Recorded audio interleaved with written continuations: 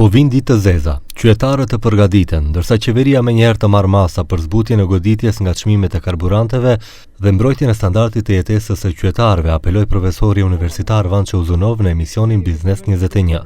Sipas tij, konflikti në lindjen e mesme do të zgjas, ndërsa efektet e krizës në ekonominë europiane do të përhapen edhe tek ne dhe goditja më e madhe do të jetë mbi qytetarët e varfër. Јас согласувам дека кризава ќе потрае.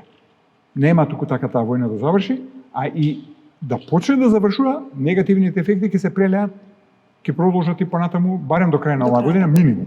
Идат црни денови, тешки времиња и треба да се размислува, требаше одамна се почне да се размислува како се прашувам за владата. Меѓутоа и секој граѓанин за себе, секој се мислува да размислува, дај да видиме што ќе правиме затоа што идат лоши времиња. Сега знам дека е вака малце дигање паника, ама подобро да има паника него после зашто не ни кажавте на време. Ai bëri thirrje qeverisë që menjëherë të marrë masa dhe shpreh frikë se deri më tani ajo nuk ka reaguar si vendet e rajonit dhe se nuk ka hapësirë fiskale për masa. Sipas Uzunovit, nëse kriza zgjat më shumë se 6 muaj, këtë vit do të përfundojmë me 0% rritje ekonomike dhe normë inflacioni mbi 7-8%.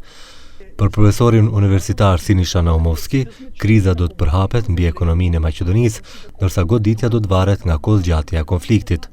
Thotë se nëse çmimi i naftës në tregun global të i kalon $130 për fuqi, inflacioni në nivel global do të jetë rreth 4%. Еве мегдан каде вие, како стопански комори, синдикативе и владава треба да направите веднаш фронт сега, утре, и да договориме намалување на акциза привремена на од проекциите на меѓународ од 2 до 6 месеци. ДДВ-то на гориво исто така. Активирање на каде Македонија треба да се позиционира? Активација на стратешките резерви. Нели, да видиме како и во која она европска политика што вика минимум резерви од 90 дена.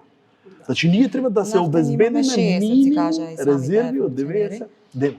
Transporti më i shtrejtë do të reflektohet në të gjitha çmimet e tjera, tha kryetari i Odës Ekonomike të Maqedonisë Veriperëndimore Nuhi Aliu.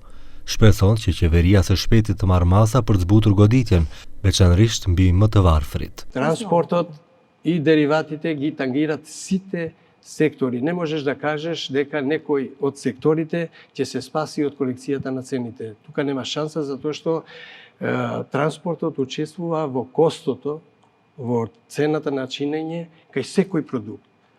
Ние сме повеќе увозна земја, значи увезуваме повеќе него што извезуваме. Што значи и да извезуваме, и да увезуваме, значи имаме корекција на цените. Nuhiu tha se të gjitha odat ekonomike së bashku po bisedojnë me qeverinë dhe ofrojnë propozime.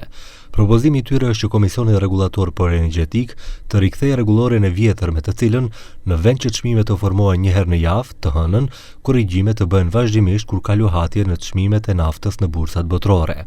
Thotë se me rregulloren e re, tregtarët e naftës kanë humbje, sepse tek ne karburanti është më i lirë krahasuar me rajonin.